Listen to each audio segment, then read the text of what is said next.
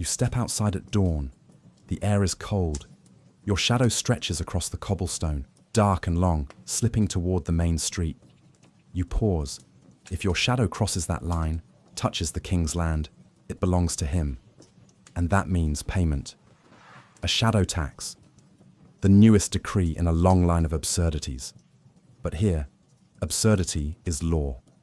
If you wait till the end, you will see how this affects you even today. No one remembers when it began. Just that one morning, a royal herald nailed parchment to the church door. The ink was thick and black. All that stands in the light of the crown shall render unto it tribute. People thought it was a joke. Then the collectors came, men in fine boots carrying ledgers, measuring rods and brass mirrors. They walked the streets, watching where shadows fell, marking who owed. They didn't need guards. Fear is cheaper. A merchant argued he couldn't control the sun. A baker cried that her doorway faced the light. She had no choice. But choice was a luxury. So they paid. A coin for a shadow. Another for peace. A tanner, a big man with rough hands, told the collector he'd rather rot than pay for his own darkness. The next morning, soldiers nailed wooden boards across his windows. By nightfall, his workshop was sealed in perfect black. He didn't last the week. After that, no one resisted. It sounds ridiculous, doesn't it? Taxing something that isn't even real. But then, so does most of history, when you look at it too closely. The king's shadow tax wasn't insanity. It was mathematics. It began in a drought year. The harvest failed, trade slowed, and the royal treasury thinned. But the king couldn't raise taxes directly. The nobles would revolt, the merchants would riot, and the peasants had nothing left to take. So the scholars were summoned, men with ink-stained fingers and mouths full of philosophy. They studied light, land, and ownership, and decided the problem wasn't what people had, it was what they touched. If wealth couldn't be measured in gold, they reasoned, it could be measured in presence. And presence could be taxed. After all, when you stand in the sun, you occupy the king's domain. You darken the ground he owns. You steal, for a moment, the light that belongs to him. The tax wasn't on light. It was on existence, on the audacity of being visible. And like all elegant ideas, it spread. But these weren't the first strange laws. Humanity had been paying for the intangible long before shadows ever entered the ledger. In England, they taxed windows because light, like luxury, had to be earned. The rich paid to see the sun. The poor lived in darkness. Entire neighborhoods bricked up their walls, sealing themselves away from daylight to save a few shillings. Children grew up with rickets, their bones soft from lack of sun. In France, they taxed salt, the gabelle, a simple grain that kept meat from rotting. Without it, families starved. With it, they went broke. That tax lasted 500 years and helped spark a revolution. In Russia, the Tsar taxed beards, declaring a true Christian should look European, not like a prophet. Men carried copper tokens stamped with clean-shaven faces, proof their faith had been taxed and approved. Windows, salt, beards, light, faith, breath. The rule was always the same. Find what every person needs and put a price on it. Because rulers don't just want obedience, they want proof of obedience. And nothing proves loyalty quite like paying for something you should already own. Within a year, the kingdom had changed. Canopies stretched across market squares, patchwork sails stitched from old tapestries and bed sheets. The squares that once blazed with colour now lived in permanent dusk. Sunlight became dangerous. Collectors wandered like ghosts, measuring rods in hand.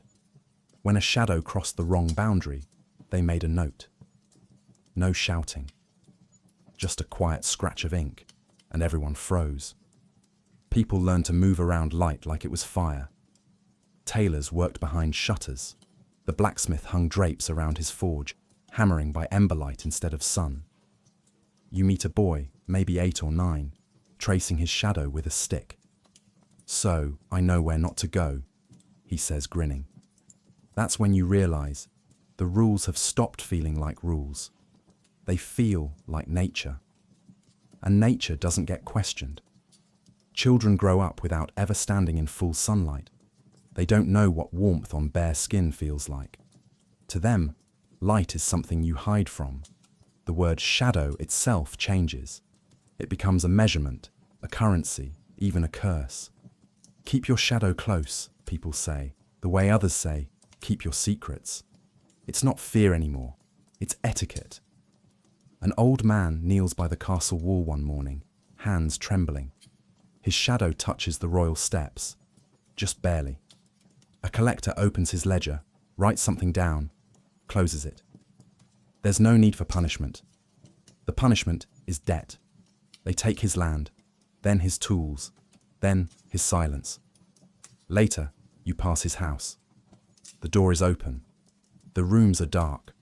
On the wall above his hearth, his shadow still lingers, faint, pale, burned into stone like a ghost. By the third year, the collectors don't even need to record anymore. The people enforce it themselves. A neighbor's glance, a muttered warning, a hand pulling a child back from the sun. Someone says it to you one day, watch your shadow. Not as a threat, as advice, as care. That's how control wins. Not with blood, but with concern. Not through fear, but through habit. It becomes a kindness to obey. The king himself stops appearing in public. They whisper he's grown afraid of his own shadow, that he fears it might follow him to the grave, demanding one final payment.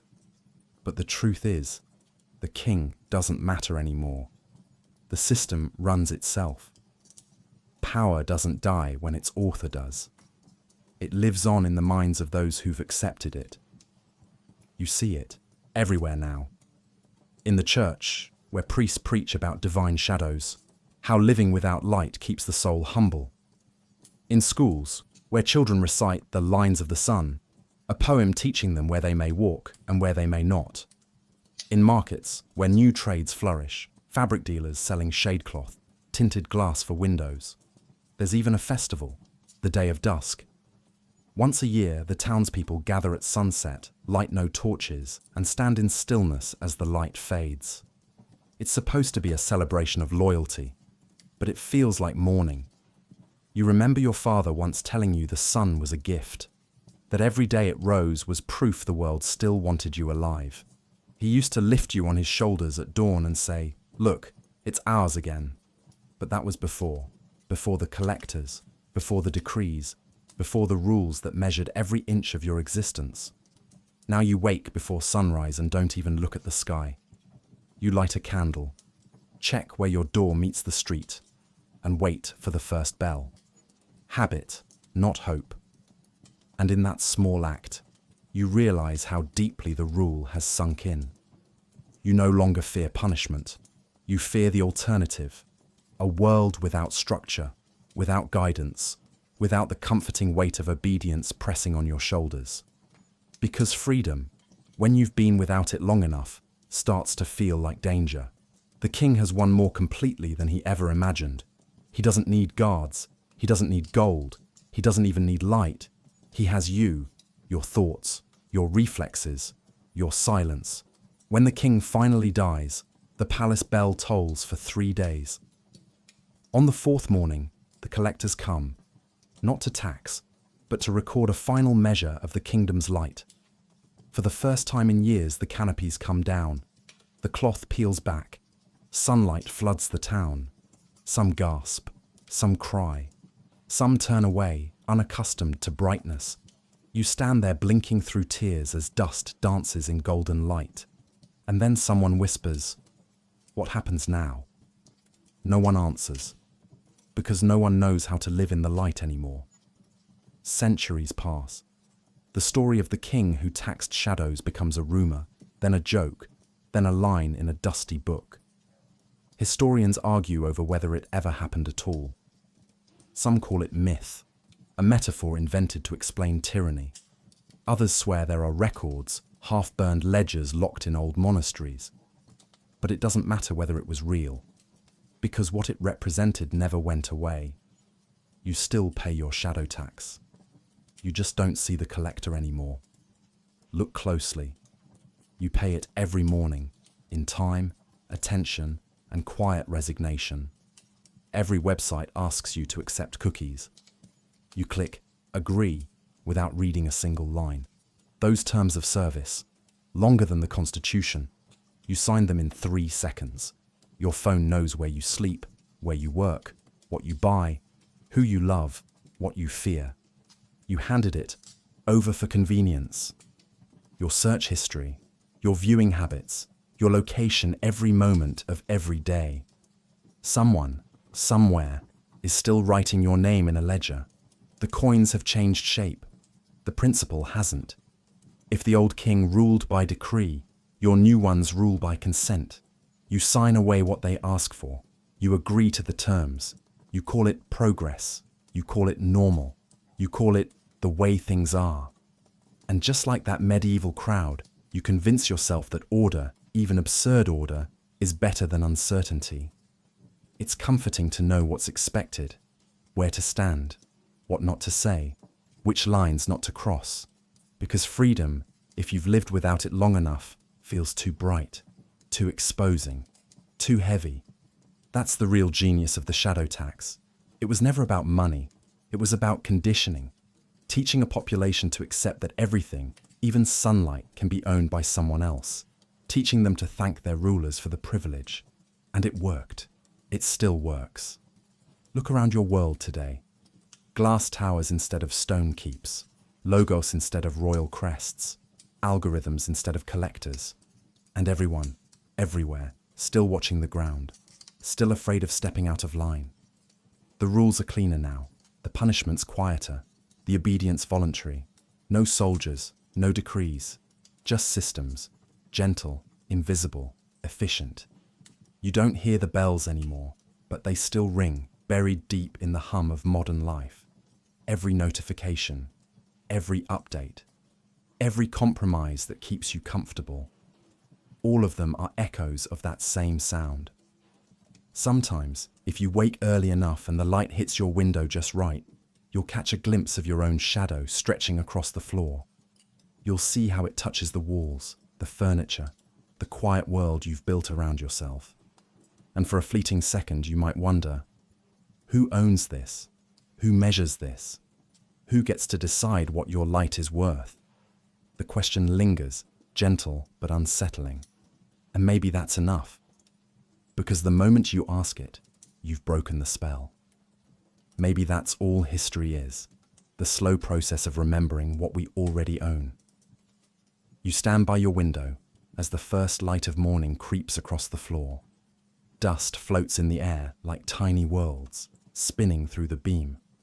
You lift your hand, and for a moment, your shadow moves across the wall, soft, weightless, free. It costs nothing. It means everything. And as the bells begin to toll in the distance, you realize something simple and quiet and true. You were never paying for the light. You were paying for permission to see it.